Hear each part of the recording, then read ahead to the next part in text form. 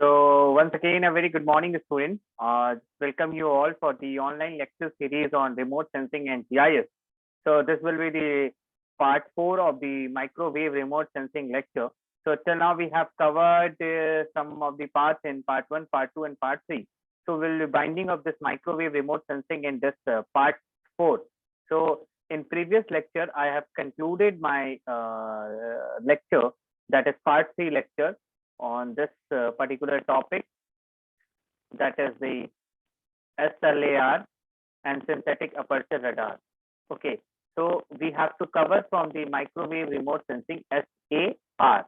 Okay, so in this lecture we'll be talking about the microwave remote sensing SAR, and in continuation to that we'll talk more related to the SAR, and we'll also see some of the examples, okay, defining the problems and the concepts of the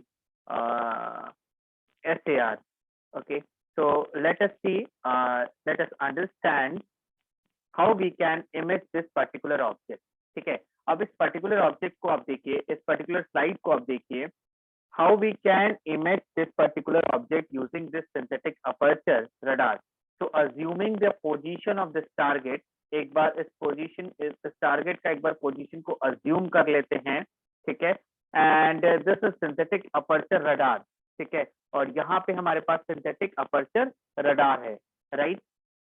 उसके आगे देखो, तो assuming the portion of this target here, ठीक है, इस target का portion हम यहाँ assume करेंगे, and this is synthetic aperture radar, and if you draw a perpendicular vertically down, अगर आप एक vertical down perpendicular draw करते हैं and which meets to your ground, अगर वो ground से meet करेगा, that will be your nadir, वो nadir point हो गया, ये सबको पता है, ठीक है, वहां से हमने perpendicular draw किया और वो जा करके ground पे meet किया, it will be a your nadir. And then again you have ground track, and you can obviously see, as they have seen in the previous slide, you can target this particular object. अगर इस particular object को आप target करते हो, either from here or you can illuminate from here or you can sense from here. In full aperture, basically this is known as single loop. अगर full aperture में हम बात करें तो उसको हम single loop कहते हैं, ठीक है. When you are having two loop, that means you are dividing it into two parts. In 4 it will be known as 4 loop. 4 में हम divide करेंगे, आप देख सकते हो single loop में, यहाँ पे ये है single loop. उसके बाद 2 में हमने इसको 2 पार्ट में डिवाइड किया, then 4 में इसको 4 पार्ट में डिवाइड किया. Okay, so in case of if you are having single look image, that means it will have certain limitations. When you are having 2 look, that means you are going to add more information. When you are having 4 look, it will have further more information. So you can increase this look depending upon the device you are going to use or the technology or the technique which you are going to follow, right? तो एक बार हम दूसरे slide पे जाते हैं. अगर हमें एक एग्जांपल देखना हो कि सिंगल लुक इमेज क्या होता है, तो this is how the single image look like. Here in this case this is the single look image and it look like this. उसके बाद सिंगल के बाद let us move to the another slide. Then we have the two look images and it will look like this. So this one was your single look like image and this is your two look like image. थोड़ा सा और आगे बढ़े, then we have this four look like image. Okay, so this is four look image. अभी मैंने आपको बताया था, उसको डिवाइड करेंगे, एक लुक में होगा तो उसको हम सिंगल लुक इमेज बोलते हैं. 2 पार्ट में डिवाइड किया तो 2 लुक इमेज और 4 पार्ट में डिवाइड करने पे 4 लुक इमेज है. उसके बाद अगर इसी तरह आपको 5 की बात करनी हो तो this is your 5 look image, right. और 10 लुक इमेज भी है हमारे पास. This is your some of the example which I have included in my slide. So 10 look like this. So obviously the 10 look will have maximum information about the area. यहाँ से आप एक बार देखो, ये 10 look image है और यहाँ information जो है एरिया का काफी ज्यादा है, right? So in microwave remote sensing, especially in synthetic aperture radar, since we are going to synthesize the length of the antenna, we can image the area from maybe 2 or 3 or maybe 4 positions, and then accordingly then we can generate the multi look images. Okay, so एक बार ये आपको समझ आ गया single look, 10 look. उसके आगे अगर हम जाएं तो हमारे पास है radar equation. So how basically this image has been generated using this radar equation, ये समझना पड़ेगा।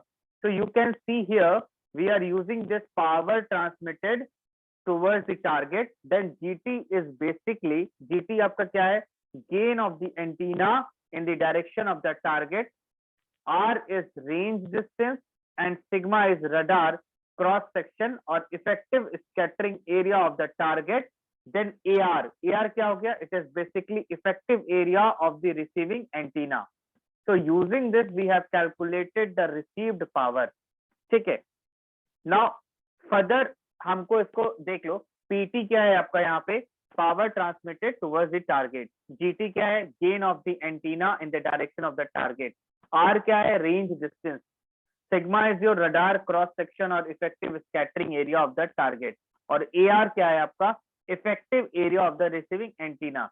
So आपका power received क्या हो गया, PT GT upon 4 pi R square, okay, power, that is power per unit area at a target into sigma, that is effective scattering area of the target, into 1 upon 4 pi R square, ये हो गया आपका spreading loss of re-radiated signal into AX, that is the effective antenna receiving area. Okay, अब इसको थोड़ा सा modify अगर हम करना चाहें, we want to modify it because we want to make it very simpler, and then finally this is your equation of for power received. ठीक है, तो power received का मैंने आपको बता दिया, और इसको थोड़ा सा हम simplify करना चाहें तो simplify करने के बाद जो हमारा power received का फॉर्मूला आएगा वो आएगा PR equals to PT G square lambda square sigma upon 4 pi cube R की power 4. ठीक है, so this is how the radar equation is modified for the microwave remote sensing. अब हम थोड़ा सा आगे बढ़ें, बैक स्कैटरिंग कोफिशिएंट की बात करते हैं। In back scattering the coefficient जो है it plays a very significant role. So back scattering coefficient is defined as the amount of back scattered per unit area. ठीक है, बैक स्कैटरिंग कोफिशिएंट का मतलब हुआ amount of back scatter per unit area, right. So this is sigma, यहाँ पे इसको sigma naught बोलते हैं, and this is basically sigma by A. तो सिग्मा नॉट का वैल्यू हो गया सिग्मा बाई ए, ठीक है। So sigma is back scattered value and A is your area, so that will become per unit area, and it depends on two main things. The first one is the target and the second one is the system parameter. So the target will play a very critical role here because roughness, geometry, moisture content, they are the properties of your target, whereas the system parameters like with wavelength you are using, what look angle you are using, what polarization you are using, that will also affect this back scattering coefficient. So in case if you are having different back scattering coefficient for the same target, इसका मतलब ये हुआ either you have changed this target properties or the system parameters have been changed, ठीक है। तो ये आपका जो बैक स्कैटरिंग कोएफिशिएंट है that is sigma naught, it is defined as the amount of the back scattered per unit area, that is sigma by A, और ये किस पे डिपेंड करता है, टारगेट के रफनेस, ज्योमेट्री, मॉइस्चर कंटेंट पे, और सिस्टम के पैरामीटर जैसे वेवलेंथ, लुक एंगल और पोलराइजेशन पे। अब उसके बाद जो हमारी दूसरी चीज है वो है सिग्नल टू नॉइज रेशियो। ये बहुत इंपॉर्टेंट है to assess the strength or the quality of your signal. So here the signal to noise is calculated this PR by PN, ठीक है। इसको कैसे कैलकुलेट करेंगे, PR by PN, ठीक है। तो यहाँ पे सिग्नल टू नॉइज रेशियो हमारे पास जो है वो कैसे कैलकुलेट होगा, PR by PN. So PR is basically your KBT, right, and K is basically Boltzmann constant, B is your bandwidth, and T is receiver's noise temperature, and Pn is basically our signal that we have already discussed in the previous slide. ठीक है, so this is the equation from radar. This is the equation from radar equation, and Pn you can calculate from here. So once you are having this, you can easily calculate what is the strength of your signal or what is the quality of your signal using this signal to noise ratio formula. यहाँ तक clear है? So here you can see if Pn basically your noise thermal noise is your thermal noise. So if Pn is more, what will happen? The value will be less, right? If Pn is very less, then PR will be more, right? So if the signal to noise ratio is less, अगर वो कम होता जाएगा और low, accordingly you have to decide what is the quality of your information. मतलब हमको वहां से information की क्वालिटी मिल जाएगी कि उसका ये इंफॉर्मेशन मिल जाएगा कि उसकी क्वालिटी क्या है इमेज की, right? So now as we discussed in the previous few slides, different types of imaging techniques. तो उन्हीं इमेजिंग टेक्निक में एक दो इमेजिंग टेक्निक्स और मैं डिस्कस करूंगा अपने नेक्स्ट स्लाइड में. तो पहला है interferometric SAR, that is INSAR. तो ये एक अलग तरह की इमेजिंग टेक्निक है which is known as interferometric SAR, which is also known as INSAR. So it is in INSAR is very popular. So synthetic aperture radar imaging system with interferometric configuration is known as interferometric SAR or INSAR. So what it does, it allow the accurate measurement of the radiation travel path because it is coherent. So measurement of travel path variation with respect to satellite position and time of acquisition allow to generate digital elevation model, right? It can provide the centimeter level information related to the surface deformation, and the next point is high resolution digital elevation model or surface change map due to earthquake, land subsidence, glacier movement, volcanic activity, land use, land cover change can be estimated accurately using this INSAR, that is interferometric SAR. अब देखो why? Because it is something like photogrammetry. I have taught you, if you are changing the position of the observer and if you see the same material from two different positions, the information will be different and you can exactly pinpoint their properties, especially the geometric properties. So that is why in SAR you have the capability to measurement of the travel path variation with respect to satellite position and time of acquisition. Okay, and which actually allow us to generate the digital elevation model, and it can centimeter level accurate. So high resolution digital elevation model or surface change map are very common products from this INSAR, and the application of this INSAR is in land subsidence, earthquake, glacier movement, volcanic activity, land use, land cover change. So these are very popular application of this INSAR technology. अब थोड़ा सा आगे बढ़ो. How do we do this SAR interferometry? कैसे करते हैं? तो इसको समझने के लिए ये स्लाइड हमें देखनी पड़ेगी. तो basically we need at least 2 radar. हमको 2 रडार की जरूरत पड़ेगी, right? We can have this 2 different radar. हमारे पास यहाँ पे 2 डिफरेंट रडार हैं, एक ये है, एक ये है. तो we are having 2 different radar or radar imaging from 2 places, right? So maybe this itself will be more after certain time, and then it will see that object from there, but the time lag should be not be very high. So the phase is measured of how far the wave has traveled. So if it is here, then it will be 0, then 2 pi, pi, 4 pi, 6 pi. ठीक है, तो ये 0, 2 pi, 4 pi and 6 pi. ठीक है, accordingly this phase difference will be measured. General में अगर बात करें तो relationship between the phase and distance is 2 pi by lambda, ठीक है, 2 pi D by lambda. So that is if we have travelled by a wavelength, अगर उसका D का वैल्यू 1 है, then the phase length has changed by 2 pi. That is why this is 2 pi, 4 pi, 6 pi. So this is in the case of INSAR. अब इसके बाद जो दूसरा हमारे पास टर्म है वो है इंटरफेरोमेट्रिक SAR INSR। इसका थोड़ा सा और इंफॉर्मेशन देखो।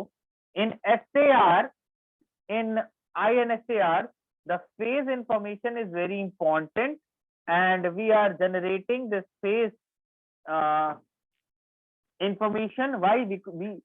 Because we want to effectively calculate or estimate the random noise in a single SAR image, because the phase are randomized by all the scattering of the earth surface. So your phase image, जो आपका phase image होगा, will look like this, ठीक है, it will look like some like this, and once you have this phase image, then you can predict your material. However, if we view from another position very close to the first, then the difference in the phase tell us what is the differences in the distance. So basically, if we have measured the same target from the two different locations, we can generate the phase information, and once we have the phase information, you can easily identify the differences in distance, and then you can use this data. तो थोड़ा सा और समझने के लिए हमें next slide में हम जाते हैं। तो here if you see the normal baseline, अगर हमारे पास एक नॉर्मल बेसलाइन दिख रहा है, that is the distance between these two satellite, right, and this is the phase difference, ठीक है। और ये आपका एक नॉर्मल बेसलाइन है और ये आपका फेज डिफरेंस है। So here the phase difference is the distance and the returning radar signal is 1 and 2, and image point at the same location along this are SAR. Phase difference is used to point out the exact location, because in DEM generation you need to be very sure about the location, and basically the accuracy has to be more. This is our earth surface, ये हमारा एक earth surface है।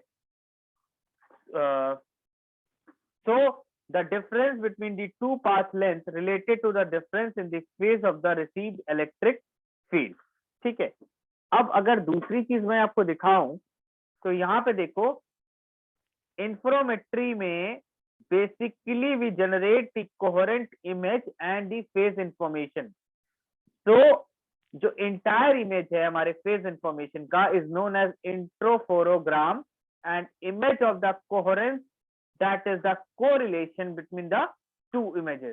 So if the coherence near, मतलब इसका मतलब ये हुआ कि phase information is reliable, right, and the image has high degree of correlation because you have generated both the image from different position. अब coherence is less than or equal to close to 0.3, इसका मतलब ये हुआ कि image have low correlation and basically it is noisy. In this case, the phase information is probably not useful. So here, before analyzing your phase information, right, or the interferogram, you will have to generate the coherence image, and the coherence image value need to be checked for the consistency or the accuracy of your data, right. So in microwave remote sensing, the level of information is different, the quality of the information is different, ठीक है।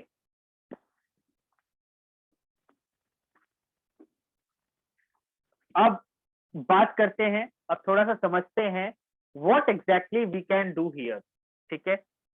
So which we cannot do in optical remote sensing, जो microwave remote sensing में कर सकते हैं और optical remote sensing में नहीं कर सकते। So radar signal can penetrate vegetation cover and soil surfaces. Why? Because wavelength is long. जब हमारे पास wavelength ज्यादा रेंज होगा उसका, तो हमारा जो वेवलेंथ है वो पेनिट्रेट करेगा वेजिटेशन में, जो ऑप्टिकल में नहीं पॉसिबल है। Now the next is depth of the penetration is significantly get affected here, because the depth we are saying it can penetrate, but how far?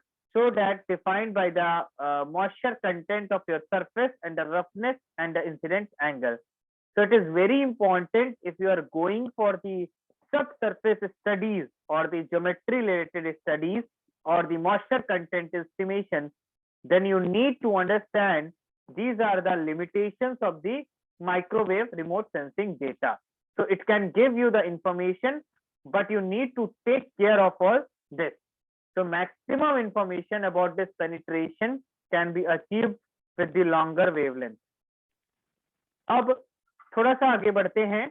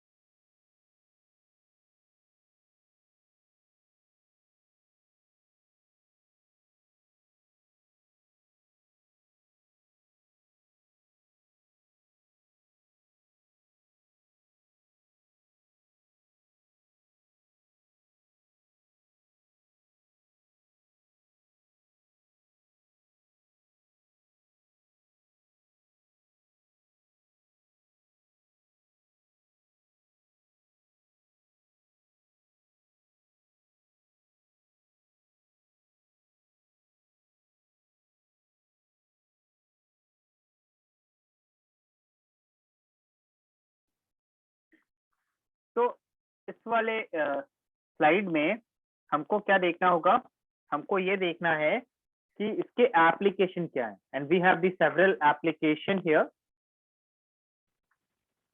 So this have been reported. You can see many papers in civil engineering and mineral exploration, okay, cartography or mapping, remote sensing and geodesy and military applications. So if you see civil engineering alignment studies, site selection, urban development, erosion, watershed drainage, water runoff, flood control, etc. are the common applications. And in military display of information, landform, then the airport avionics, missile guidance, then the cross country visibility. So this is actually a brief list of the application of the INSAR data. You can go through it. You can search some paper where people have already used this INSAR technique. Okay, now let us see some of the more of the example application here. So altogether, microwave remote sensing has application in all the areas. So starting from the geology, meteorology, then topography, at cartography, securities, sea ice, oceanography, forest land use, land cover, agriculture, hydrology. So everywhere it can be used, provided you should take care of the data generation and the analysis. So अगर हम इसके पूरे application की बात करें तो hydrology है, agriculture है, लैंड यूज है, लैंड कवर है, फॉरेस्ट्री है, सी आइस ओशनोग्राफी है, जियोलॉजी है, मेट्रोलॉजी है, एंड टोपोग्राफी और कार्टोग्राफी है, एंड सिक्योरिटी है. तो एक और लिस्ट मैं आपको प्रोवाइड करूंगा जिसमें you have listing of some of the more of the application of the microwave remote sensing. तो यहाँ पे लिस्ट है आपका starting from the soil moisture mapping, vegetation mapping, soil temperature, snow cover and snow water equivalent, sea ice mapping, atmospheric temperature profile, humidity profile, precipitation, ocean application, right? In other application like agriculture and forestry, soil moisture, already the soil temperature I have mentioned, geology, hydrology, oceanography, snow, ice, land use, land cover, urban analysis. So you can use this technology to be able to interpret the data. So before that, you need to go through all this basic, understand the technology, and then accordingly select appropriate data for your application. So this is all for the microwave remote sensing. I hope this has been clear to you all. So in this way, we conclude this microwave remote sensing part. So we have covered from starting to the end, and this was basically divided into different 4 parts, that is part 1, part 2, part 3, and part 4. So this brings to the end of this microwave remote sensing. Now we will start the GIS part also, and thermal remote sensing also. So here I just want to conclude this session of today's. We'll back with some of the other lectures also in coming this video, that is in lecture 14, 15, and 16. So here let us conclude this microwave remote sensing part. If you have any doubt, you can write directly to ankur495@bit.ac.in. Even you can have your this query in the comment box also. So thank you.